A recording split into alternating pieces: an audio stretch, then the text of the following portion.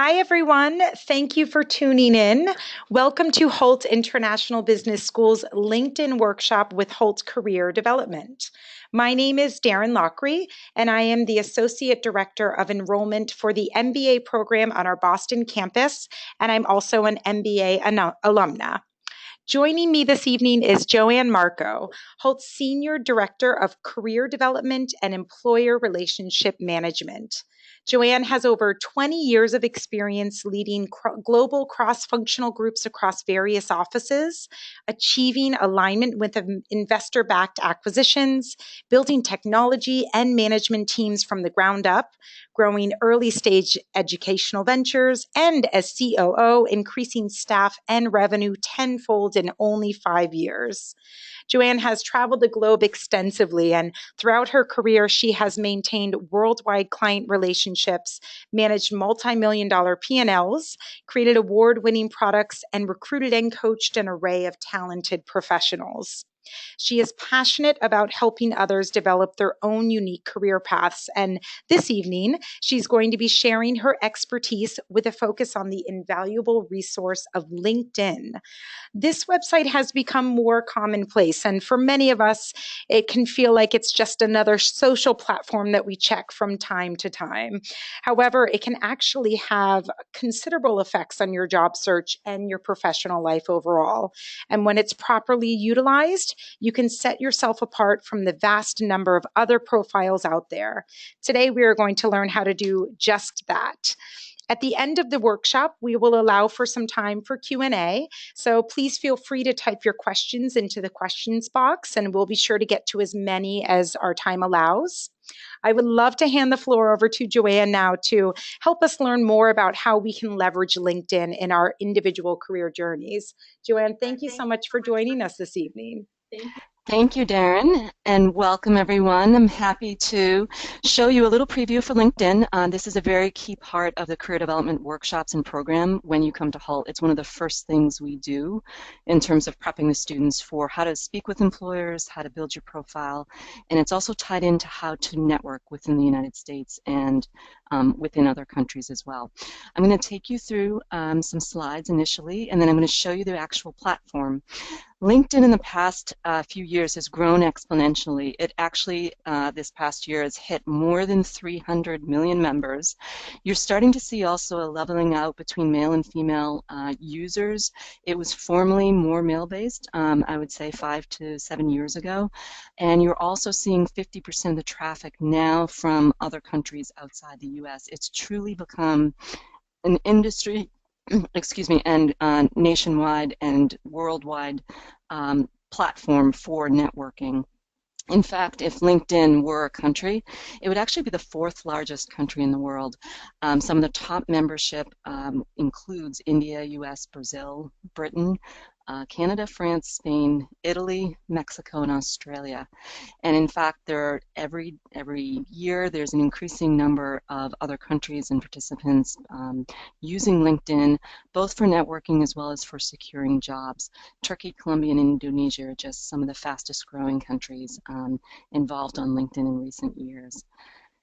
When you come to Hult, we talk about the value of understanding yourself, and we help you with pitching your value, but also really truly understanding your strengths and interests and how those intersect with what companies need. It's totally okay if you're not sure what you want to do yet. You also may come to Hult and you may be interested in doing a career change. As soon as you start working on this CV over the summer, we also introduced LinkedIn, and you will see some webinars and some live examples as well as some speakers that will help you with your LinkedIn profile as you're adapting your CV through your first module at Hult. Why is this so valuable? The real beauty of LinkedIn is it's a true network. So for example, if I had several friends in the room or former coworkers, those would be my first connections. Those connections also know other folks. Those would be second connections of mine. The second connections know handfuls of other folks, from coworkers to friends to people within their network. The beauty of LinkedIn is that you get access to your first, second, and third connections. In this case, you could have 2,000 connections yourself, but it's actually more than 17 million folks that you have access to. And what we train the students and train folks on is how to reach out to a CEO, how to reach out to a manager, to directly interact and to engage in terms of getting an internship or for employment. The vast majority of folks are now accessing LinkedIn on your mobile device. This has been exponentially increasing over the past few years. So we go through a number of apps, and we also go through styles in terms of how to set up your LinkedIn, both for your phone, your tablet, your laptop, as well as your CV, which might be a more paper-based type of profile for yourself. So what we do is we coach students on the various apps that are available, and we especially spend time on the LinkedIn app itself, both for job searching as well as for your profile. This is just a snapshot quickly of the types of activities we cover during the workshops. We advise on how to choose an appropriate photo. This is not Facebook. It's not going to be like a social media site where you put up any photo. So we'll guide you on what's appropriate and also the psychology behind choosing a good business appropriate photo. We'll go through customizing your URL, test your headline, writing your summary, which is very key to helping set up your background and setting the stage for your voice for when employers look at your profile. We'll go through appropriate bullets and how to condense what's on your CV into appropriate bullets for LinkedIn. And then we'll go through some tips on how to optimize your profile with keywords, how to search, how to join groups, how to follow companies, and then also just be very careful and mindful of the privacy settings that can be your choice. One of the first things we do teach folks is how to reach out to Hult alumni. And there's some things I'll show you in the later part of this webinar, but this can be a very valuable part of your job search. And especially when you first come to Hult, we have a number of alumni coming to campus doing panel discussions, and then we have a big event in December where you can meet a number of alumni and actually test out your networking skills and also test out your LinkedIn profile and get some feedback. In terms of, reviewing everything, your career coach will help guide you on your profile, just from a logistical standpoint, from proofreading all the way to giving some advice on how people might interpret what you've placed on your profile and giving advice on settings and on sequence for your experience. In terms of LinkedIn, if you haven't already been exposed to it, the various features that you have available has been really increasing. LinkedIn does a great job of adding features along the way. So whether you have a portfolio or recommendations, there's a lot of things you can take advantage of. Studies have shown if you add a photo to your LinkedIn profile and allow others to see it that may not be in your network, there's 14 times the chance that you'll get viewed than someone who does not have a photo. Likewise, if you join groups, you're 5 times more likely to be viewed or even connected to if you're in a common group, which could be a functional area, people interested in marketing, for example, or say you want to work at Ernst & Young, you could join a group that has to do with Ernst & Young, and you increase your visibility that way. 42% of the hiring managers also say they value volunteer experience. So even if you haven't worked before, but you've had volunteer or even internship experience, we definitely go through how to put that on your profile, and it's definitely a value for you. I'll go through a couple examples here. Many of you may be familiar with the basics of LinkedIn, but there's a couple tactics we go through with students, particularly related to storytelling. And we'll go through some of the basics around search engine optimization, which is the other way that you can get found by recruiters. The basic part of your LinkedIn profile will have your name at the top, David Fleming, for example, here. It also has a headline. The headline may be your job title, or it may be a positioning statement for how you want to be known or searched for. It also can refer to a mission that you're most interested in. We also advise students on how to think about targeting, and a target includes your location, your industry, and your function that you're most interested in. And on LinkedIn, for this example, you'll see the student is based in San Francisco. His industry area is software, and so his functional role may be different, but his industry is in software. We'll go through some tips on choosing the appropriate photos, and then also talk about personalizing and abbreviating your URL. All of these things are very critical for your first impression, and the URL itself is actually really useful for your resume. It's something that we put on communication from students and also on your resume itself. In looking at the headline, this example has a title, Senior Product Manager at a specific company. In the second example, President and CEO, that's also a job title at a company. In the third example, where you see Senior Marketer for Hire, that's actually not a title. That's a kind of functional area and a definition for how this person wants to be referred to. They also have their company, and they have some other features that are listed here. So the choice of this person is to go a little bit more as to who they are, as opposed to a mission or as opposed to a job title. So you have three options when you start to think about your headline and how you want to position yourself. These are some additional examples, and we'll go through some tactics, whether you're an MBA and you want a career change, or if you're a master's student and you may not have worked before. There are some key words you can use, and you can test those out throughout your year to optimize how you appear in a search result. In the first example, this is an MBA student who has senior project manager experience, and they may have actually gotten their PMP certification while at Hult. They may be also from a background in global technology consulting. So in this example, they're leveraging the headline to actually increase their chances of getting found in a search engine. You'll see some other examples here, financial analyst, global R&D, but we advise the students, depending on their background, depending on their mission, and also depending on if they're career changing, how to leverage what to put here. Now you may see these pipe symbols, which are vertical symbols. You may or may not be familiar with these, but in doing some research, we found that the pipe symbols can be most helpful for optimizing your search, whereas using a comma or a hyphen or just spaces or a period may not be as useful. So we recommend putting pipe symbols in there. You'll often see that within LinkedIn if you want to have a couple keywords or a couple things about your background to highlight. Now the next thing, they personalizing and abbreviating your URL. This is found within the settings feature, and I'll show you that when we go into actually in the LinkedIn interface. What I mean by this is actually abbreviating your URL to be personalized for you. When you create your profile, your actual default will have a number of digits and numbers after it. That can be cumbersome for emailing, and also it's not as attractive if you put it on your CV. So there's a setting that you can choose. It takes you just a few seconds to pick a URL for yourself, and that way it's customized and it's easily transmittable through email or just on your resume for future employers. Your photo. Your photo is a very valuable piece. There's a psychology around choosing photographs for business. These photos here really represent true LinkedIn photos. These are not photos we recommend using for our students. So when you come to Hult, we'll go through the psychology behind choosing a photo that's best for business. The lighting conditions are valuable, your facial expression, how you want to position yourself in terms of being a serious candidate, your approachability and your friendliness in the lighting, as well as whether there's other people in the picture are all factors.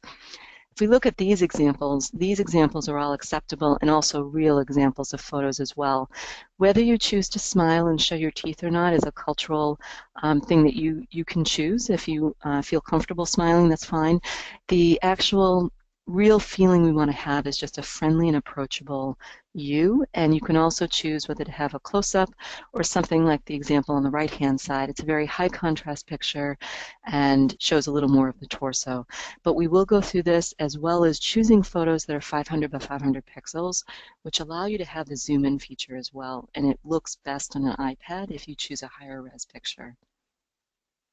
There's a site called photofeeler.com, which is a separate site, and I'm just using this as an example, and I'm using this also for women just to think about in business your choice of dress and also the perception that happens behind looking at a photo. These photos are all very similar. These are pictures I uploaded for myself to photofeeler.com. This particular site allows you to vote on other people's pictures, whether it's a social picture or a business picture. And what comes back is anonymous feedback for yourself. So if you're looking at 2 or 3 or 4 pictures, you can actually choose to upload all of those pictures and get some anonymous feedback from 20 other people on the site. And what you see is psychology at play here. When I show more of my outfit more skin, more lower V-neck. You can actually see a sleeveless dress going on. It might be fine for casual in the business office, might be fine for going out. It might be fine in certain industries, whether it's marketing or advertising. There's certain acceptable dress standards in different industries. But you see this psychological example going on for confidence, likability, and influence. And what you see is as you zoom in a little further, you crop off the extra skin. And for example, even if you wore a suit jacket, the perception changes. And so this is just human perception at play. But coming out of undergrad or coming out of other fields, if you're considering career changing, it's not a bad idea to run your photo by multiple sources to just get some feedback on how you present. The experience section. We'll go through this from a work experience as well as for volunteering and for internship.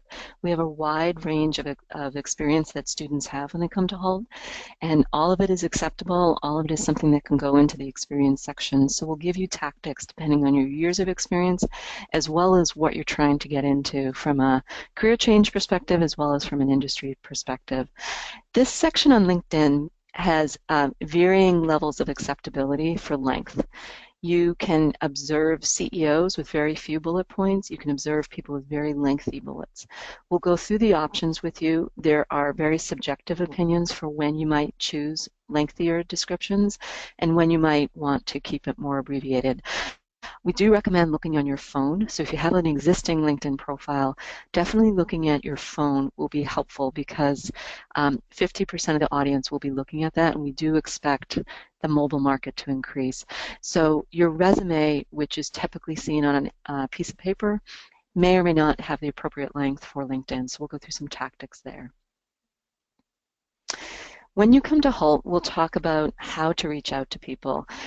Within North America, it's an acceptable practice to reach out to employers, reach out to alumni, and to actually reach out to people you don't know. We'll go through example scripts for how to reach out. We'll go through how to actually conduct an informational interview. On this example, this is a LinkedIn reach out, and this is to a potential connection where you might have been accepted into the Hult MBA program, and maybe you found this particular person through the Hult London alumni network. You may see some similar background, whether it's a common country or common industry that you come from, or even a common language experience. But you keep a really brief introduction and a brief but personalized reach out. What we don't recommend is just sitting on your phone and just clicking connect, connect, connect to people and not explaining why you're looking to reach out. You increase your likelihood of getting a response if you actually have a personalized message. We also show if you want to reach out to a company, for example, and maybe it's an employee that works at a company. In this case, say you wanted to reach out to someone who currently works at L'Oreal. Hult has relationships with L'Oreal. We certainly bring L'Oreal speakers on campus, but you may find you want to speak to a controller that works at L'Oreal, or a financial analyst, or somebody in product development. You can use LinkedIn as a strategy in your job search for actually reaching out on LinkedIn with a couple sentences as to why you want to reach out to this person. You bring up the background and you talk about, is there a chance we could get together? Could I buy you a cup of coffee? Could we meet? And we'll go through some of these tactics, but it's a great way for you to actually connect with people with direct experience, and it increases your chances if you do have a great alumni connection and if you do understand the best ways to reach out using the LinkedIn platform. Key messages here. It's very brief. It's 50 characters, so it's a very brief but targeted message. It's personalized in terms of how do you know them or why do you want to meet them, and demonstrating value. What is the actual reason to connect with you? You're not looking to sell yourself, and you're not looking to say, I don't know you, but we'll give you the tactics that are appropriate. The other thing we do is we look at keywords. We'll go through strategies through your resume sessions. We also go through strategies during your networking sessions at Hult. There are some keywords that will be seen as more valuable to recruiters and to hiring managers that actually show achievements. Achievements can come from your internship. Achievements can come from your volunteer experience. They don't always have to be work experience, but by using active verbs, you show that you can contribute to a company. Words like achieved, improved, trained, and managed are very strong words that managers want to see. When we look culturally, there are a number of words that LinkedIn provides that end up being a lot of, truly buzzwords that get overused, and you'll see some cultural similarities and some differences across the world in terms of what people use. Words like responsible for are not driven words that indicate action. They more indicate job duties. It's okay to have a few examples of these, but we want you to have very specific targeted things that help you differentiate yourself. Words like strategic, creative, and effective often end up being overused. So we make students aware of these. It's totally your judgment call and your preference if you do want to use them, but it's something that is watched over the years in terms of trends for buzzwords to avoid. I'm now going to actually go to LinkedIn, and I'll show you some examples in practice for things that you may want to adjust before you come to Hult, or things you may want to be aware of if you're not already aware of them already. I'm on the actual homepage of LinkedIn, and there's a couple of things I want to draw your attention to for LinkedIn. One is the dashboard, so you can tell who's viewed you, who's viewed your updates, and you also have some updates up here in terms of the number of people that are reaching out and the number of messages you may have through LinkedIn's in-mail messaging. One of the things I do want to draw your attention to, if you haven't seen this already, is to scroll across the top and actually go to the My Network Find Alumni feature. When you come to Hult, we'll show you how to use this, and you can actually use this for your current school in terms of a networking advantage. When you click on Find Alumni, what you can do is, if you're not at Hult yet, you can change your university, and you can actually type in Hult International and choose that as a school. You'll see my screen dynamically change, and I'm now looking at the 14,000 alums that have graduated from Hult International Business School globally across the world. And what you're seeing on screen is an actual search engine dashboard, which is very quick and is actually quite useful. The reason it's useful is it breaks search results down into industry, function, and location for when you want to find alumni who have graduated from Hult that may be in your location, maybe in your industry, or maybe in a company that you're seeking employment at. If I haven't changed anything on screen, you're seeing the 14,000 alums, and I can just scroll down here and show you an example. You're seeing the photo of the alums, you're seeing where they are, and then the number in the bottom right-hand corner is actually the year they graduated from Hult. It gives you a really first easy glance as to which alums recently graduated and which ones might be more senior. You can also quickly see where they are in terms of location, and you can also choose to in-mail them right away from the search result. Based on this result, then, I can refine my search. If I click the Show More on the bottom, I extend the actual search criteria here.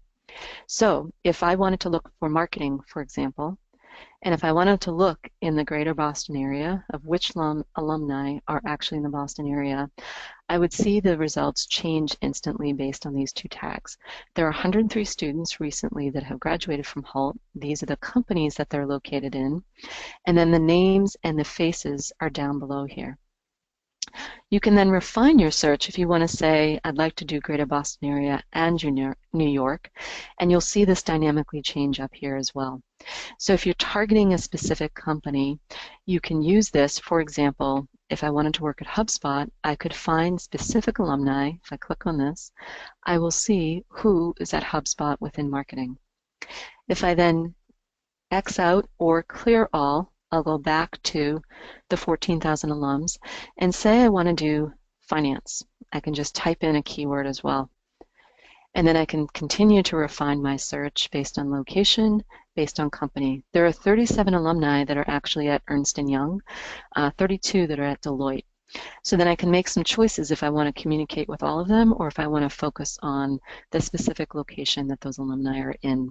We find this to be a very valuable resource because if you want to connect with some alumni and get a feel for the culture of a company or any positions that might be open, this is a great opportunity to do that. In addition, if you don't know what you're interested in doing yet, you can use this as just a browsing tool. I'll also show you, if you're interested in just exploring LinkedIn, you can do the same browsing from the search engine up above here. So say, for example, I was interested in marketing jobs up here. What I would use is this little drop down that sometimes folks aren't aware of that allow the search engine of LinkedIn to be a little more targeted. So if I was looking for marketing companies, I could specifically refine my search to look at marketing companies, and then I click my magnifying glass. This is now giving me a list of all the marketing companies with no restriction. If I was specifically looking in the New York area, I could use the location on the left-hand side. And then I can also even look at my first or second connections that also have to do with marketing within the New York area.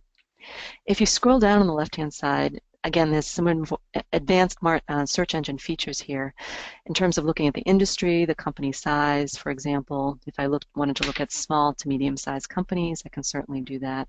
So what you're doing is actually targeting your results. Given the vast number of people that are on LinkedIn, you can start focusing on small to medium size within the New York area, all focused on marketing. Likewise, if I wanted to join groups, I could switch my search engine to marketing groups. And if I click the little search bar, I will now switch the results to the 43,000 groups that have to do with marketing. One of the reasons you might want to join a group is to actually expose yourself within the community that you're trying to join. And considering you might want to do a career change, this might be an option for you if you're an MBA and you want to shift from finance to marketing. By joining groups, you can actually participate in the discussions. You also expose yourself to recruiters. You can join up to 50 groups. If I go to the settings area, I'm going to go to privacy and settings. And I'm going to show you LinkedIn very often changes their features. You're going to see some features here. If you haven't looked at LinkedIn in a while, this is a recent new administrative interface for your features. If you're familiar with the older version, you can also go to the bottom and click on the older version of the features. You'll be prompted to sign in, and it takes you to the older dashboard that was out a couple months ago. A couple things I'll just show you here. One was, how do I customize my profile URL? So if I wanted to edit my public profile, this is where one of the couple places that I can actually edit the URL for myself. So if I click on this little pen mark, if you have not done this yet, you can actually change the entire area after the LinkedIn URL, and you can customize it for yourself to be just your name, your first initial, your last name, whatever you choose. And again, that was through the settings and then going to the public profile and clicking on this little arrow. The second thing I'll do is actually go under this menu and click on Edit Profile. Now I'm in my dashboard for actually editing my LinkedIn profile. Perhaps you haven't created a profile yet. You might want to start with just the background and just orienting yourself to your actual profiles yourself. You can change your photo, and like I said, in this setting, you'll see some crop marks, and it'll actually show you a preview for how the photos look within a circle and within many different features here. If you haven't uploaded a high-res photo here, this is where it starts to get exposed that it's a lower-res picture. If you speak multiple languages and you want to have a profile, say for example in English and in Spanish, you may start your profile in English. If you would like to create a second language, what you would do is go to the editing feature, and then this little arrow here has a couple extra features on here many folks aren't aware of. What you want to do is choose the third option, and then you can create your profile in another language. The menu of choices is limited to what LinkedIn provides, but you may see your language listed here. It will not translate your profile. What it will actually do is create a second profile window, and then you have the option to go in and actually key in all of your features, your keywords, your skills in the language for that profile. I'm going to back up here, and where this actually appears is if I was looking to see if I had a second profile, you would look on the right-hand side of the screen. In this case, I have two examples here. English is my primary and Spanish would be my secondary.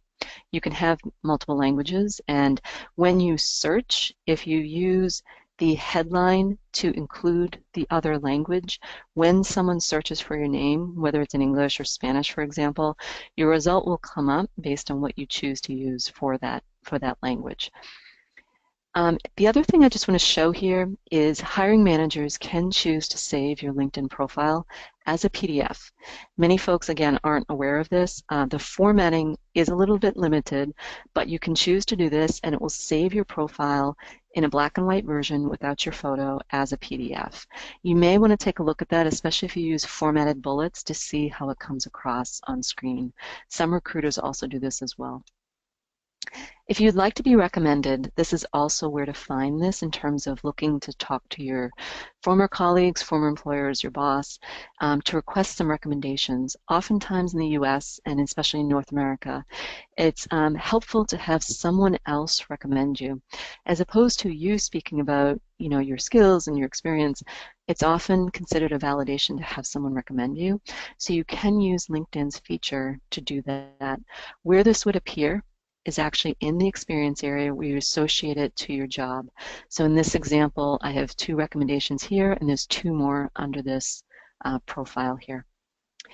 If you have a letter of recommendation, you can also submit it as an attachment, and you can do that within the experience area of your job. So for example, if I were going to submit a letter, I could attach as part of my profile an attachment by using, clicking on the edit feature and then adding a PDF or adding a Word document.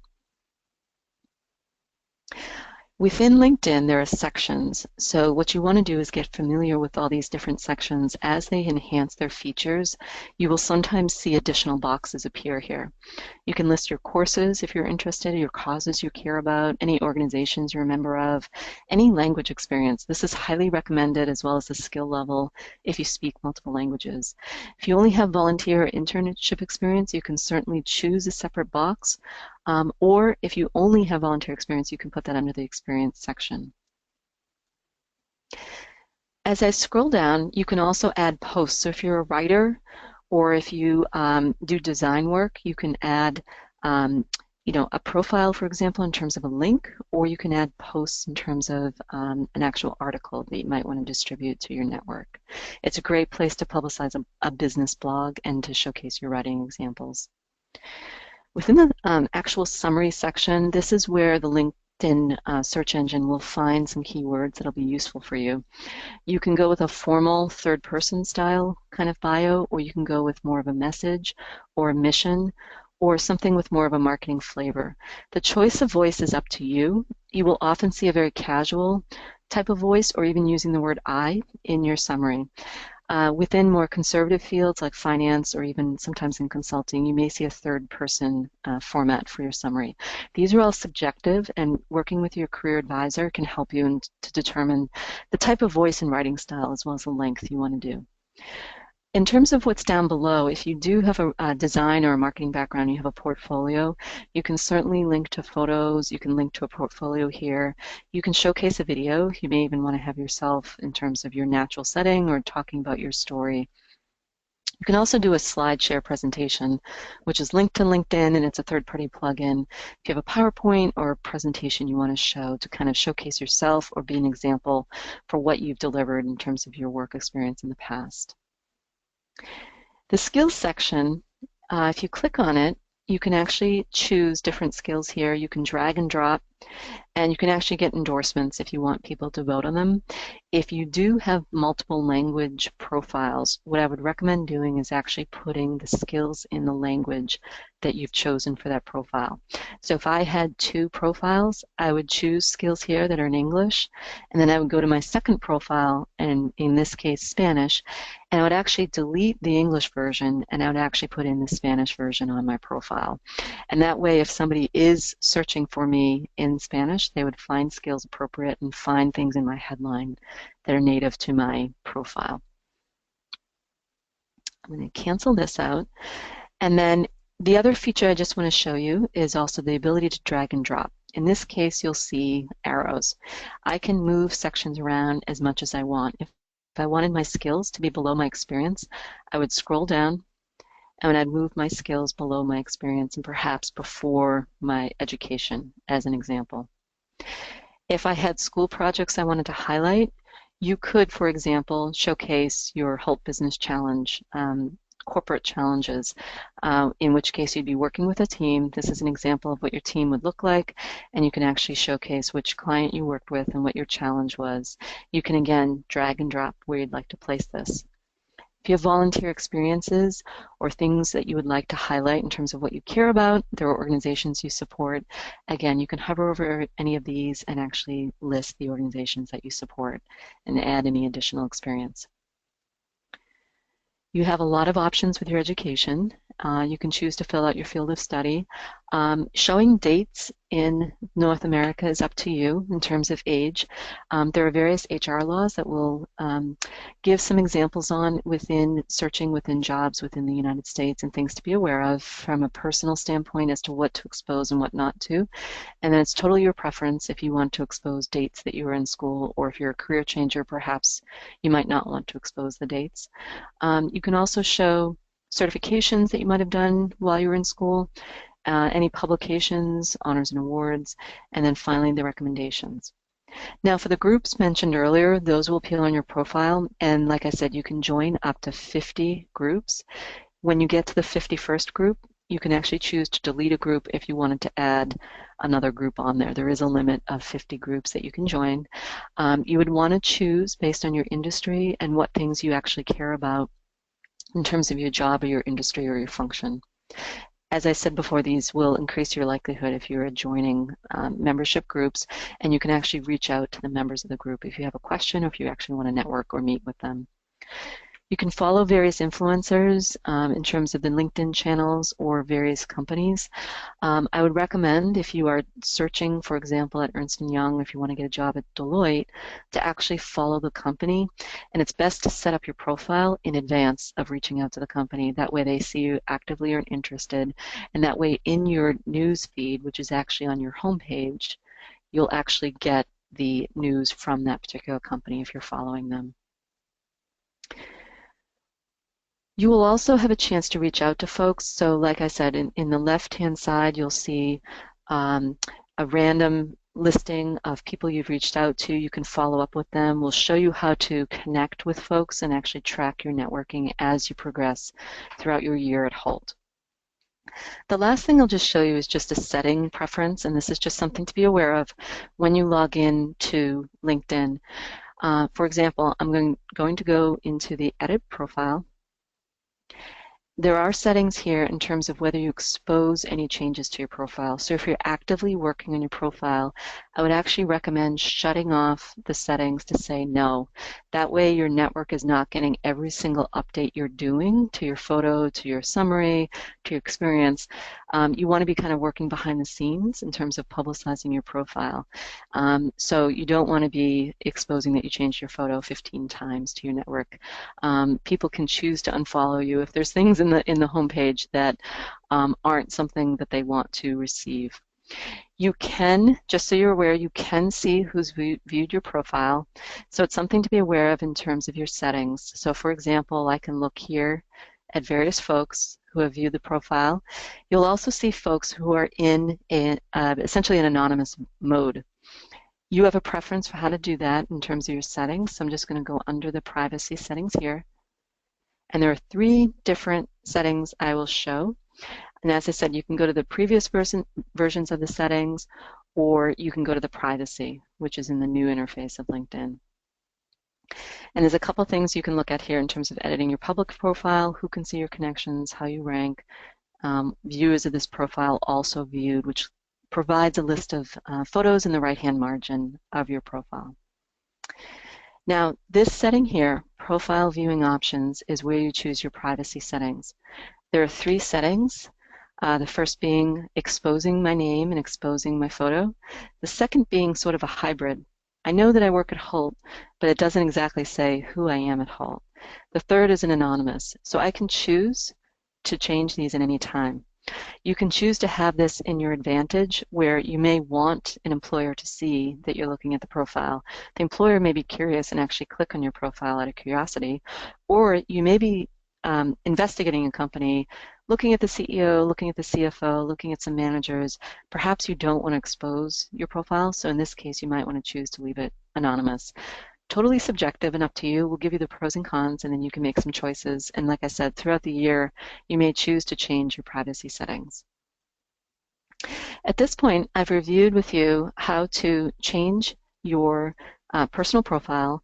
I've reviewed with you how to do a second language or even a third language, how to show the alumni that are within the network, how to reach out to them, and then also how to do a number of things within your profile itself.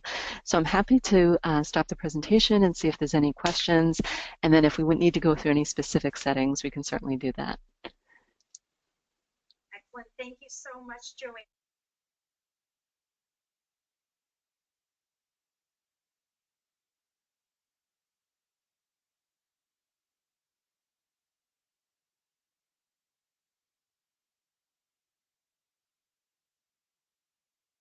From people that we don't know? Are we looking for quantity over quality here?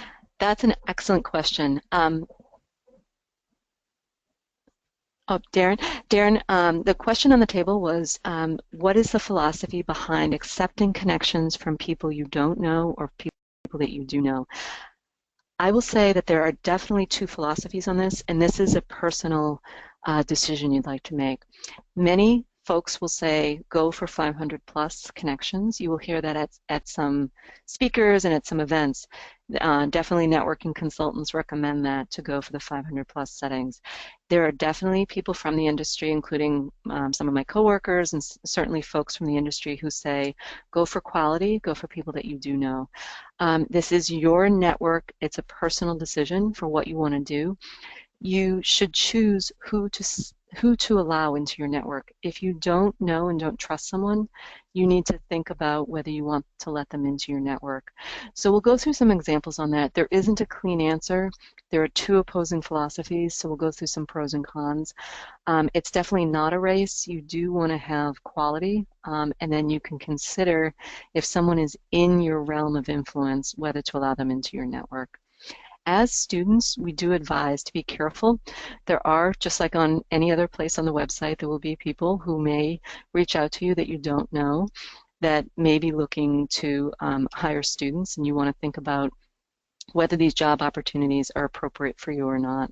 So you want to kind of qualify whether the connections are appropriate for your network to allow them into your network.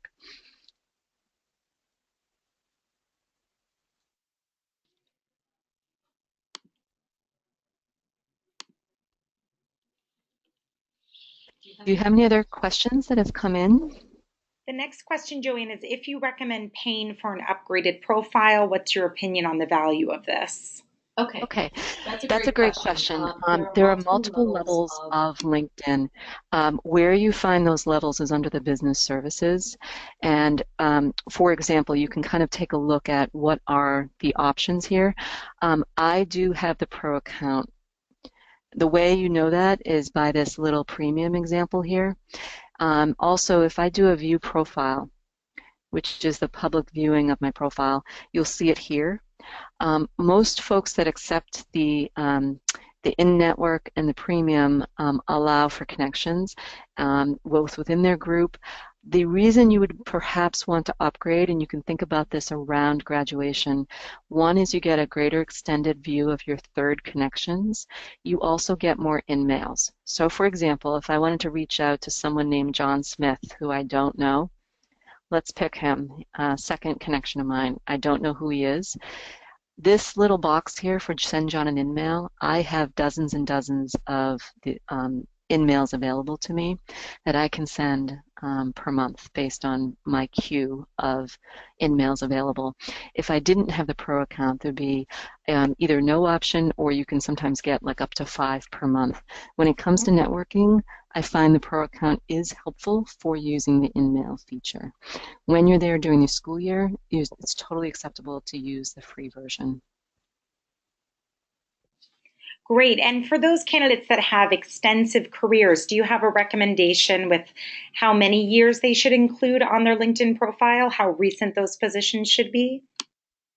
Yes, that's a great question too. We often say you can do two things. If you've moved around a lot, you can put up to 10 years experience on your LinkedIn profile. You may want to do that in detail and then perhaps just list the other positions below that. In my case, I'll show you in my profile, I stayed at companies a fairly long time, but I chose not to list every single position. So in this case, for example, what I did was use one position with one length of time. And then if you have indications of switching your departments or even getting promotions, you can actually just key this in down here, and you actually keep it a much more simplified profile as opposed to listing out every single job you might have had.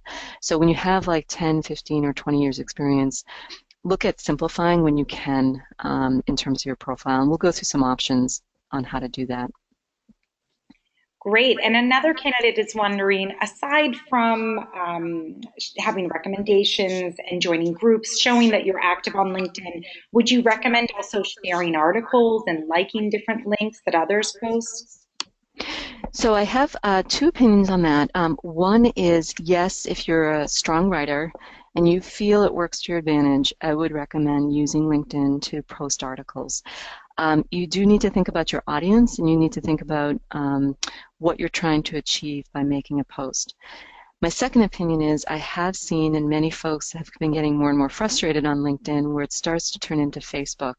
There's a very limited tolerance within the LinkedIn community for posts that are more like Facebook posts. I'm just randomly on the homepage right now, and you can see some examples here. So I have big chunks of video, ads, pictures, things that I might see within Facebook and things that might be appropriate. Maybe there's some job postings. It does start to clutter the homepage, so the more connections you have, if you're looking for targeted activities, it may clutter your profile on your homepage. If you find someone that's sort of abusing it, you can actually choose to hover over the update and choose whether you want to get an update from this person or unfollow the person, or you can report it. I do have, for example, some folks I have reported that I block that use LinkedIn for sales, and I choose to shut that down. So you can actually prevent people from coming onto your LinkedIn profile to try to sell things. So definitely within reason, you can post articles. Things like videos and images and the liking, you should use discretion with in terms of the purpose. And Joanne, do you have any recommendations for dealing with any gaps in your employment history? Yeah, that's a good question. And I think in different cultures, the acceptance of gaps has varying levels of what a gap means. And I think with the shift in undergraduates taking gap years and traveling, there's become an increasing acceptance in some gaps. If you're a career changer, or if you've shifted, or if you've had a layoff, certainly what you could do is consider just using the years on your profile. So for example, if you had a job from 2015 to 2016, you can just simply list the year versus listing the month. And so if you had a job from 2013 to 2014, and then a second job from 2015 to 16, you can at least address a gap that way where it's not overt. And then certainly when you get into the interview, you can explain what the purpose of the gap was. And for offline networking, so actually going and meeting people face to face, do you have any recommendations on what people can do to kind of calm their nerves and get over that initial hurdle that makes it a little uncomfortable? Yeah, that's a great question. And definitely, we spend a lot of time with folks talking about the cultural acceptance of networking, the focus on it within a North American culture. You will see it in some cultures and you'll see it not in others. Definitely with global business, the ability to build relationships is very important no matter where you work. So we go through tactics on how to build those relationships. We talk about activities, we practice. One of the best ways to practice is with alums. And so on campus, we will bring alums in. We will either do a practice networking event with the alumni, or we will do panel discussions. For example, in December, we often do big industry events. You'll get a panel on consulting. You'll get a panel on finance. You'll get a panel on marketing. You can choose to go to which panel you are most interested in. And then we have food and drinks in the atrium, and so you can have a chance to meet with all the alumni. That's one of the best ways to really practice and get over the fear. And certainly the alumni are one of the most helpful corporates that you can have when you're at your Hult one-year program here.